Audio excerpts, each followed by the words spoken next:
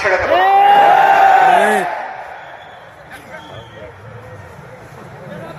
প্রিয় দেশবাসী, যশোরে কাণ্ড ঘটেছে আমি এসে শুনতে পেরেছি।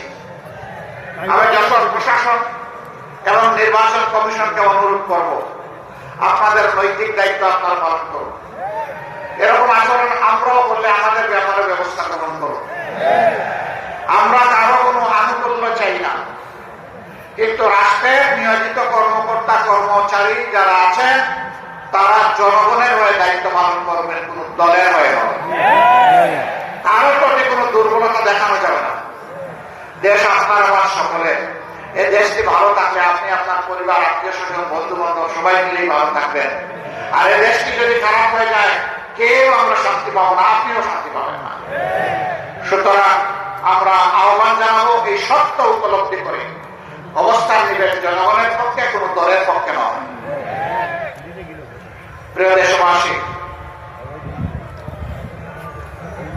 আপনারা কেন দাঁড়িপাল্লায় ভোট দেবেন? দাঁড়িপাল্লায় ভোট দেবেন আপনাদের আকাঙ্ক্ষা পূরণের জন্য, জুলাইয়ের শহীদদের প্রতি শ্রদ্ধা দেখানোর জন্য, জুলাইয়ের যোদ্ধাদের সম্মান জানানোর জন্য,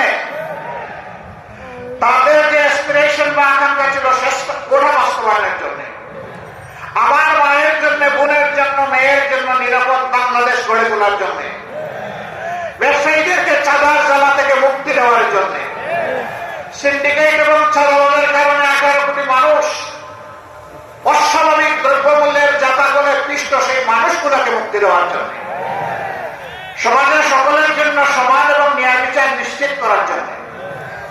আপনারা বলবেন এত সুন্দর সুন্দর কথা বললেন, আপনারা ক্ষমতায় গেলে এটা বাস্তবায়ন করবেন, তার কোন প্রমাণ আছে?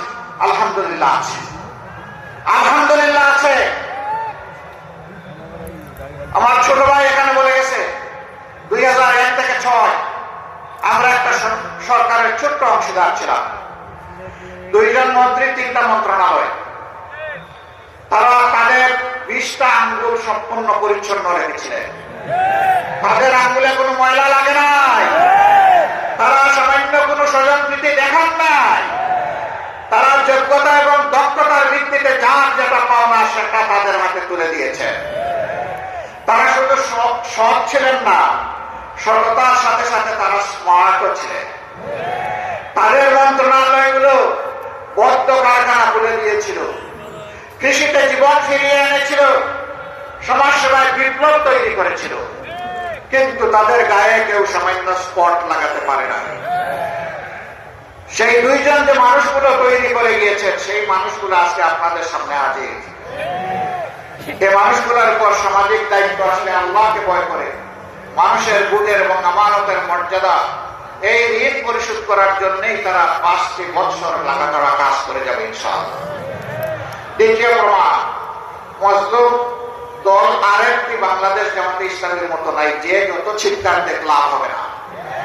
এই একটি দল যার ক্রমান্বয়ে 9 জন 11 জন শীর্ষ নেতাকে খুন করা হয়েছে, 5 জনকে দেওয়া হয়েছে মিথ্যা মামলায় ফাঁসি, বাকিদেরকে মৃত্যুর দিকে ঠেলে দেওয়া হয়েছে জেলের ভিতরে। সবগুলো অফিস 13.5 বছর বন্ধ।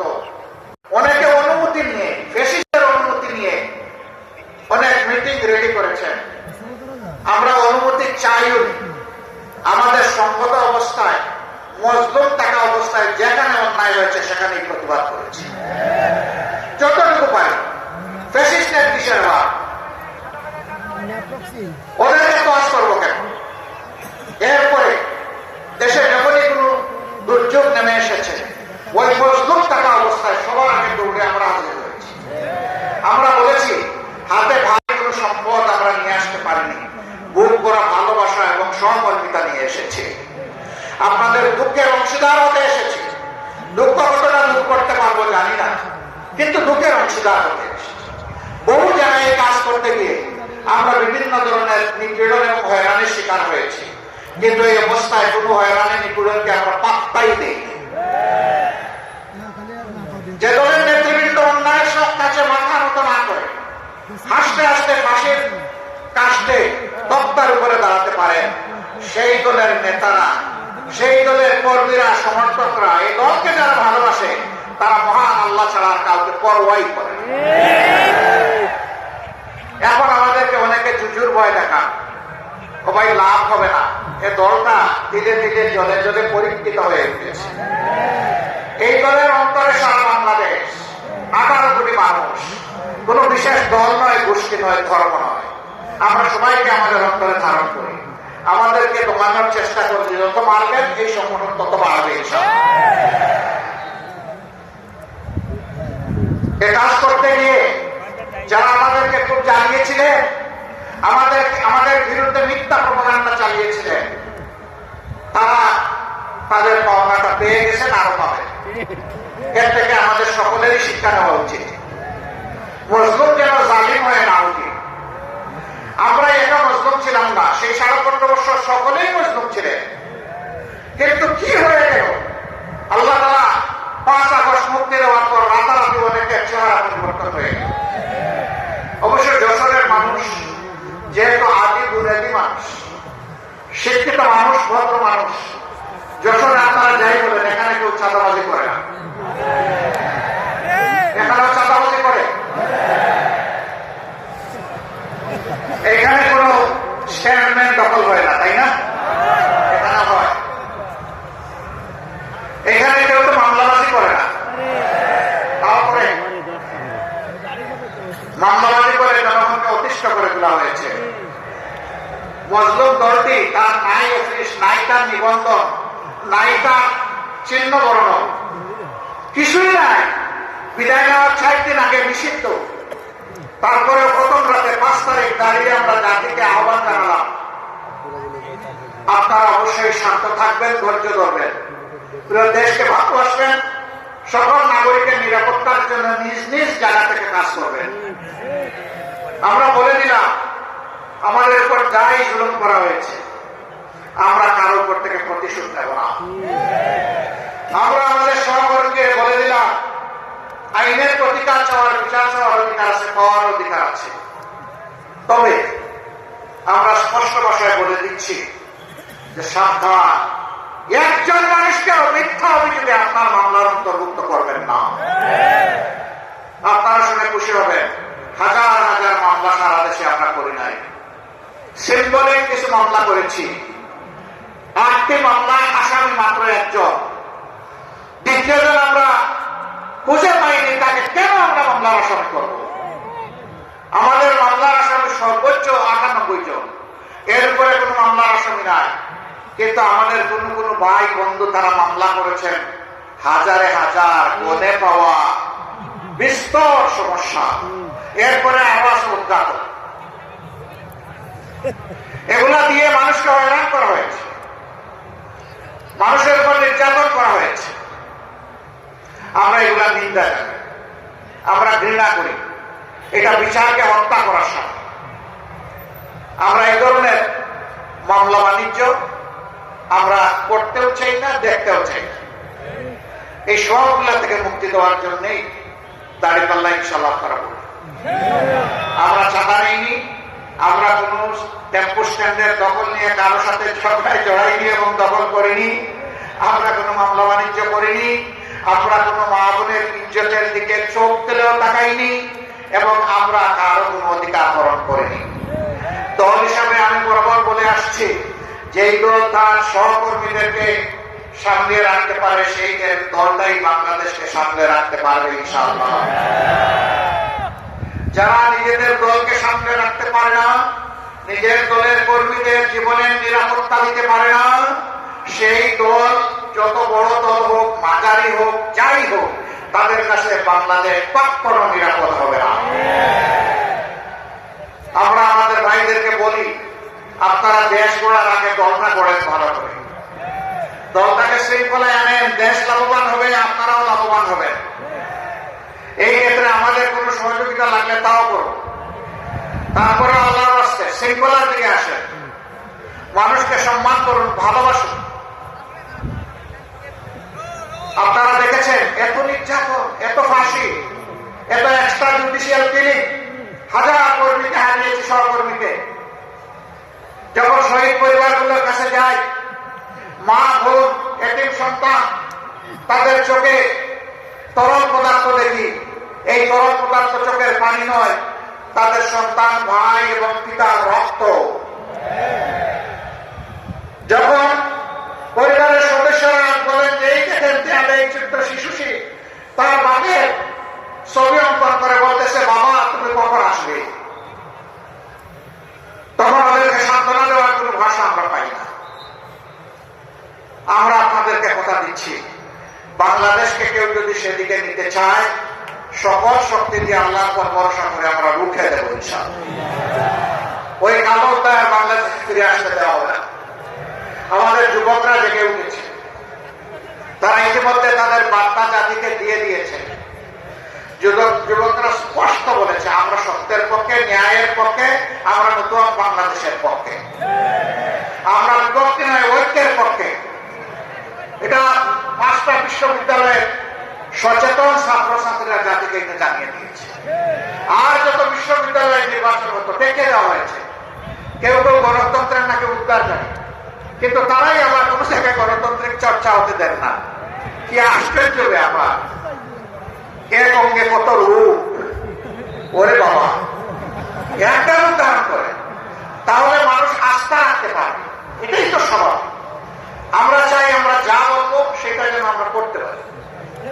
সম্মানিত ভাইয়েরা, আজকে মাদেরকে জিজ্ঞেস করা হয় যে আপনারা কারে ভোট দিবেন, তারা একদম স্বতঃস্ফূর্ত ভাবে বলে আমরা দাঁড়িপাল্লায় ভোট দিব, বা আমাদের যে আরো সংবিধান দল আছে তাদের মাথায়। কেন দিবেন? ওনারা আসলে তো আপনাদেরকে ঘরে বন্দি করে রাখবে, এটা আপনাদের কথা, আমরা এটা বিশ্বাস করি না। এটা দিবেন কেন? যে দিব এই কারণে আমরা বিশ্বাস করি তাদের হাতেই বাংলাদেশ নিরাপদ থাকবে, আমিও নিরাপদ থাকবো। আপনারা একজন বোনের অভিব্যক্তি দেখেছেন, কেউ তাকে মডেল বলছেন, ওটা বলছেন, সেটা বলছেন। আমরা প্রত্যেকটি মাকে মা হিসাবে দেখি। তাকে জিজ্ঞেস করেছেন সাংবাদিক বন্ধু, আপনি কাকে চান? তিনি বলছেন আমি জামাতকে চাই। ওই জামাত আসলে তো আপনি ড্রেস করতে পারবেন না। বলে যে করবো না। বলে তখন তো অন্য ড্রেস করা লাগবে, তো করবো। এরপরে জিজ্ঞেস করছেন যে জামাতকে কেন চান? বলে আমি চাই জামাত আসলে দেশটা ঠিক হবে, এই জন্য জামাতকে চাই।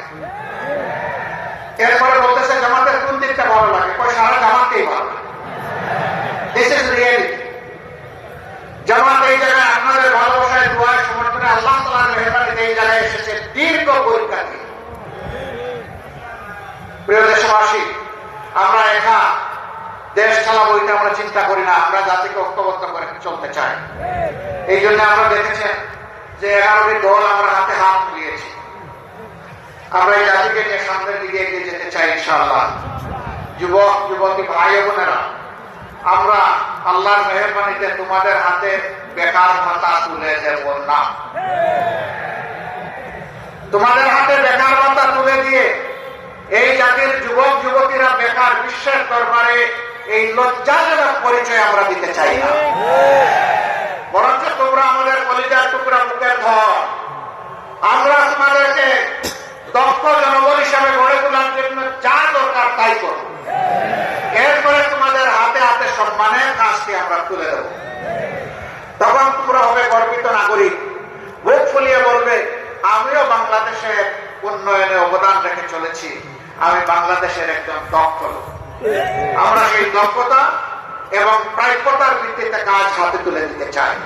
আমরা চাই না আমাদের পটেনশিয়াল একজন যুবক কিংবা যুবতী তারা দেশ গড়ার কাজ থেকে বঞ্চিত হোক। আমরা সবাইকে সম্পৃক্ত করতে চাই।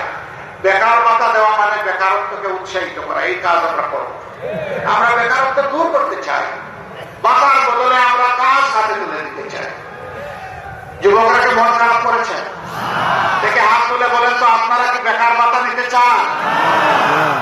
আপনারা আপনাদের দক্ষ হাত কাজের জন্য পেরেশান হয়ে খোলা রাখবে, সে হাত আমরা ভরে দেবো ইনশাআল্লাহ।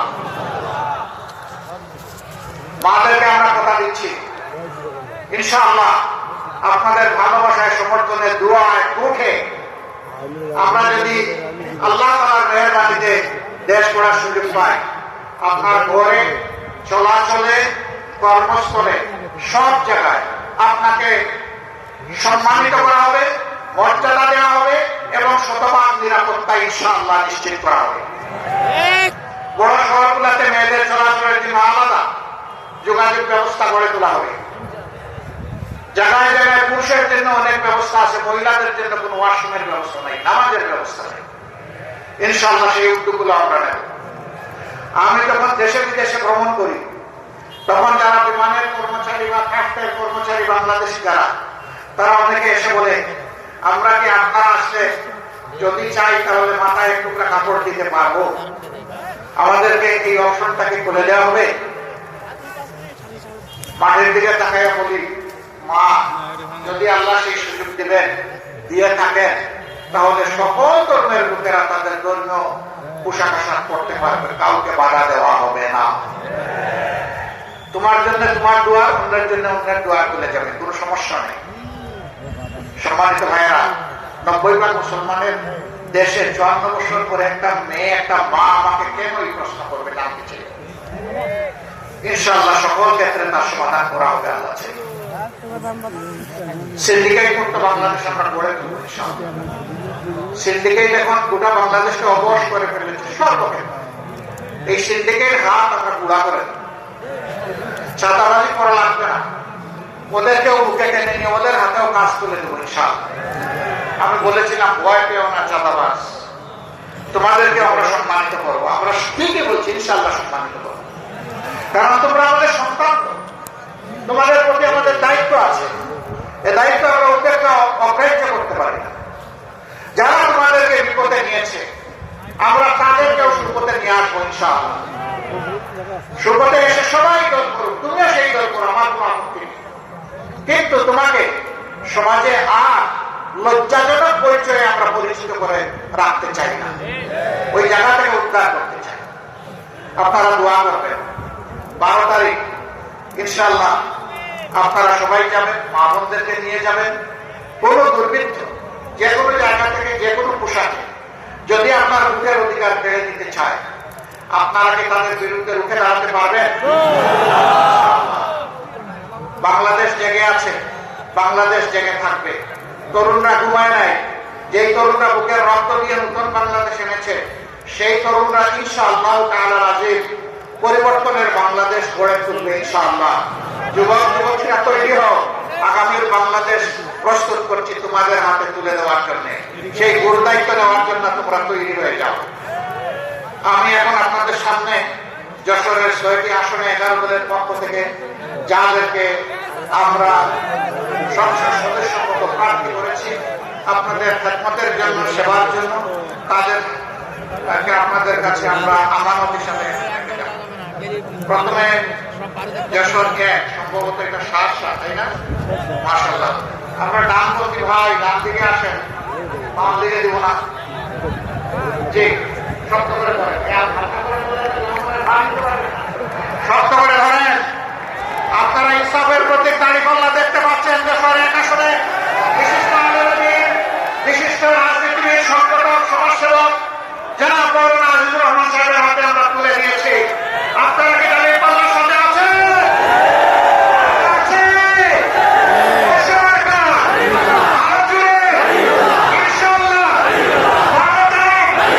ধন্যবাদ আপনাদের সবাইকে। এরপরে যশোর 2 ডাক্তার মোসনাউদ্দিন ফরিদ, তিনি একজন বিশিষ্ট চিকিৎসক। দীর্ঘদিন তিনি বিলেতের মাটিতে দক্ষতার সাথে পেডিয়াট্রিক কার্ডিয়াক সার্জারি হিসাবে অত্যন্ত সুনামের সাথে কাজ করছিলেন। আমরা তাকে বলেছিলাম, বহু খেদমত করেছেন ব্রিটেনের, চলে আসুন এবার বাংলাদেশে, এখন আপনি সেবা করবেন বাংলাদেশিদেরকে। তিনি আমাদের ডাকে সাড়া দিয়ে তার নাগরিকত্ব ফেলে এসে ত্যাগ করে তিনি আপনাদের একজন হয়ে আজকে আপনাদের সামনে এসেছেন। আপনারা তাকে ইনশাআল্লাহ দাঁড়িপাল্লাতে বিজয়ী করবেন। মাথা আছে রে ভাই?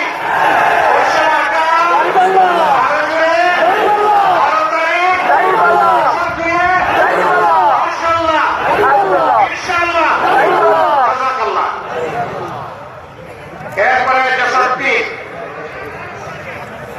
উনি যশোর এমএন কলেজ না, এমএন কলেজের সাবেক নির্বাচিত ছাত্র সংসদের উনি ছিলেন ভিপি ভাই আব্দুল কাদের। তাকে সবাই ছিলেন, মায়া লাগে।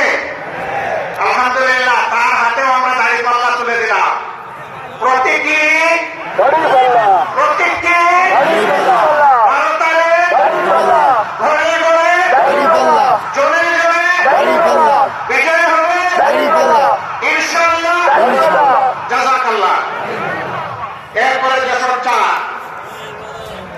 সুনামধন্য যশোর জেলা শাখার সম্মানিত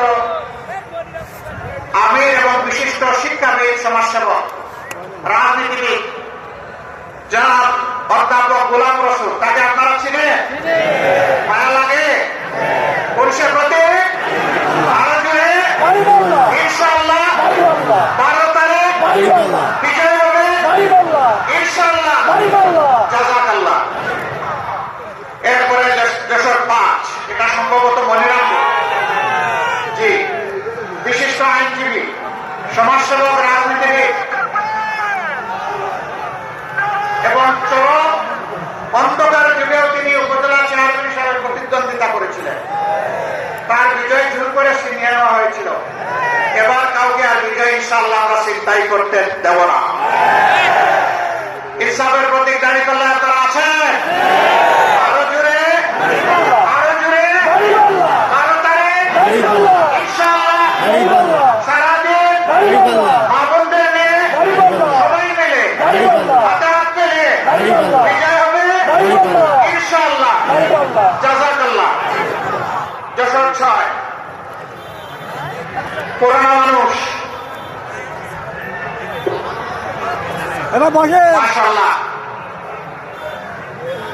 এই মানুষটা হইল 35 বছরের যুবক। বিশ্বাস হয় না? 35 বছরের একজন যুবক যেমন এই প্রান্ত থেকে ওই প্রান্তে দিন রাত চষে বেড়াতে পারে, এটি তার রক্তের সাথে মজ্জার সাথে মিশে গিয়েছে। তিনি মানুষের পাশে থাকেন আর এইভাবে ছুটাছুটি দৌড়াদৌড়ি করেন। তিনি হচ্ছেন আমাদের ভাই জনাব অধ্যাপক মুক্তার আলী। আমরা তার হাতে ইনসাফের প্রতীক দাঁড়িপাল্লা তুলে দিলাম। আপনারা খুব করে তার জন্য দোয়া করবেন এবং ইনশাআল্লাহ বিজয় ছিনিয়ে আনবেন। আরে ভাই, মার্কাটা কি? আরো জোরে, আরো জোরে। নাস্তা হয় নাই দাঁড়িপাল্লা 12 তারিখ সারাদিন বিজয় হবে ইনশাআল্লাহ। জাযাকাল্লাহ। আপনাদের সকলকে অসংখ্য মোবারকবাদ। আসল তাকবীর দিয়ে আমরা শেষ করি। লিল্লাহি তাকবীর।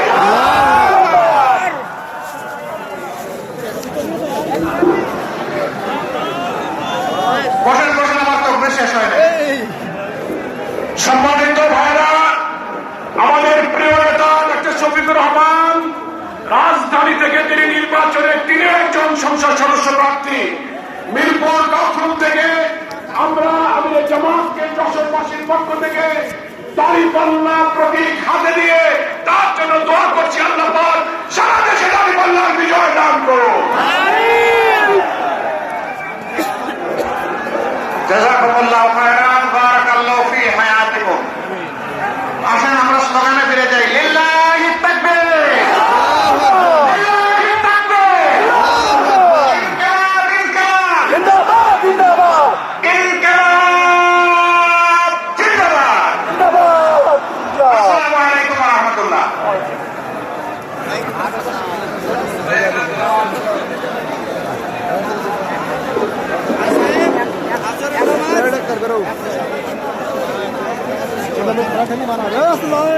আগে যাস না, একশো আসছে। ঠিক আছে, সময় একসাথে আসতে আসলে 5 মিনিট চলে যাবে। একটা চশমা পাওয়া গেছে মঞ্চে। চশমাটা যার হয় একটু আমাদের কাছ থেকে নিয়ে যাবেন। সম্মানিত ভাইরা, যাওয়ার পথে আমরা শৃঙ্খলার সাথে যাওয়ার চেষ্টা করব। যদি কোনো যানজটের সৃষ্টি না হয় আমরা সেদিকে খেয়াল রাখবো। আমরা দেখব আমরা সকলে মিলে শৃঙ্খলার সাথে ফিরে যাব এবং আগামীতে দাঁড়িপাল্লার বিজয়ের জন্য আমরা সবাই কাঁধে কাঁধ মিলে কাজ করবো ইনশাআল্লাহ। সবাইকে ধন্যবাদ। আসসালামু আলাইকুম।